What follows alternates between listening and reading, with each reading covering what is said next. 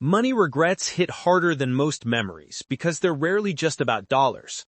They're about time you can't get back, relationships strained, and dreams delayed. After 20 years of listening to thousands of people talk about their biggest money mistakes, I've realized something. Most regrets aren't about money. They're about fear, pressure, and the stories we tell ourselves about success. So today, we'll unpack the biggest financial regrets I've heard over 2 decades, what really drives them, and what you can do to avoid them, or heal from them. 1. I should have started sooner. The fear behind inaction. This one comes up in every interview, every inbox, every conversation. I wish I'd started investing earlier. It sounds simple, but underneath it lies fear. Fear of losing money. Fear of looking stupid, fear of admitting, I actually do have $50 or $100 to invest each month. Most people wait for the perfect time, but perfection is just procrastination dressed up as planning. The truth is, you don't need a perfect plan. You just need to start. Even $50 a month invested today beats $500 a month started 10 years later.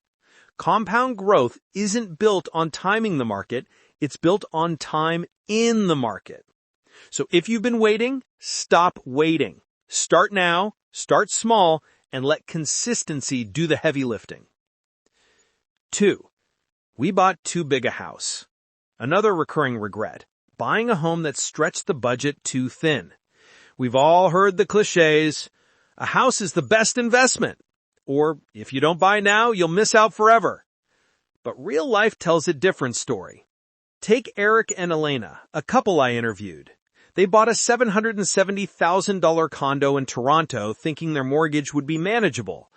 On paper it was, $2,600 a month. But when you add taxes, maintenance, and the invisible phantom costs, the real number was closer to $3,500. They were making $160K combined, a strong income, yet living paycheck to paycheck, losing $1,000 a month from savings. Their emergency fund?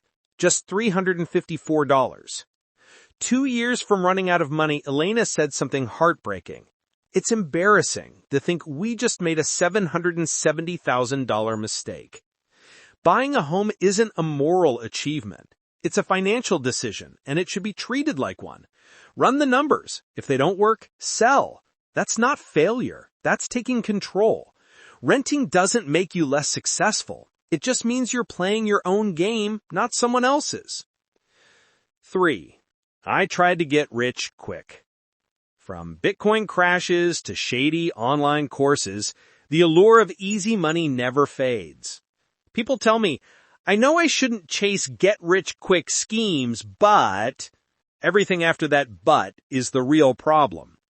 Speculation is not investing. If you want to gamble 5 to 10% of your portfolio on something speculative, fine, as long as the other 90% is boring, diversified, and automated. The real wealth builders? Low-cost index funds, automated savings, decades of compounding. It's not sexy, but it works. If you don't understand an investment, don't touch it. And if anyone promises a secret formula, you're the product. 4. I drowned in debt. Debt is one of the most painful and emotional regrets I hear. Some couples carry over $500,000 in student loans, paralyzed by shame. Others stay stuck in credit card debt, chasing airline points that aren't worth a fraction of the 26.99% interest they're paying. Debt can feel like quicksand, but here's the truth. You can't hate yourself into being debt-free.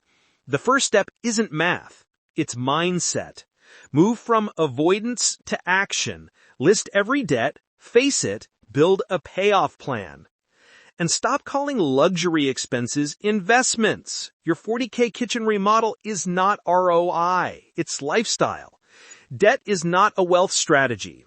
Leverage only works if you already have wealth to protect. For most people, the smartest leverage is learning, not loans. 5. I didn't plan for the predictable. You know what surprises me most? People are shocked by things they knew were coming. Weddings, vacations, having kids, car repairs. We act like these are emergencies. They're not. They're life. The problem is short-term thinking. Most people don't plan beyond next month, so when the big events come, they reach for credit cards and feel guilty later. Stop looking backward at what you should have done. Look forward and make a plan. Set up automated sinking funds for predictable goals, holidays, travel, celebrations. That way, when life happens, you can enjoy it without guilt. This is why I teach the conscious spending plan, not to restrict, but to empower. The goal isn't to save endlessly, it's to spend joyfully on the things that truly matter. 6. I saved, but I couldn't enjoy my money. This one hits deep. Many people with six-figure incomes, even millionaires, confess that they feel guilty every time they spend. They'll say, I can't enjoy a $5 coffee. Even though I've saved enough, I just can't relax. That's not discipline. That's fear. It often comes from childhood money scripts like, we can't afford that, scarcity mindset, it'll all vanish one day, or moralizing frugality, believing spending equals bad. This mindset steals joy because money isn't just for saving, it's for living. If you've done the work, saved, invested, built stability, you've earned the right to enjoy your money. Don't live a smaller life than you can afford.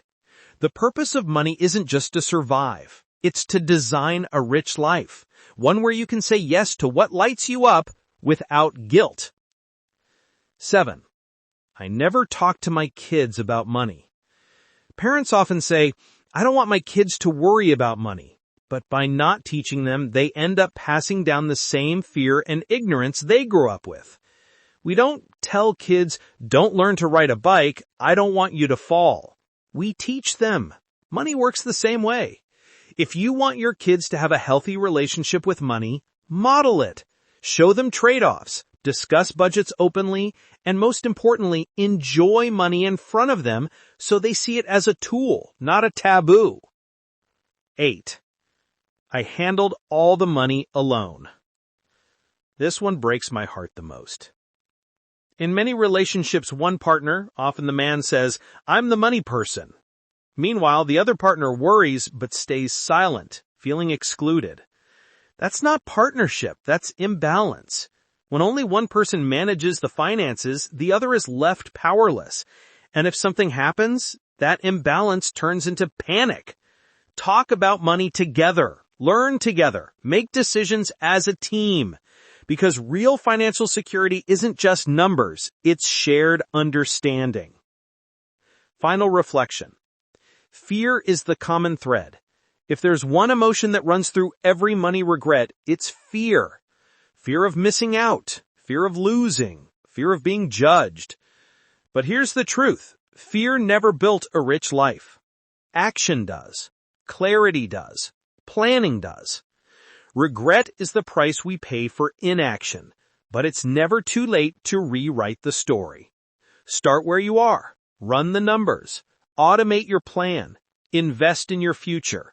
And most importantly, use your money to build the life you want, not the one fear dictates. The pie uncut takeaway. After 20 years of stories, spreadsheets, and mistakes, one lesson rises above them all. A rich life isn't built by avoiding regret. It's built by taking action early, thinking clearly, and living intentionally. So whatever your biggest regret has been, let this be the moment you stop replaying it and start rewriting it. Because the best time to begin was 20 years ago. The second best time, right now.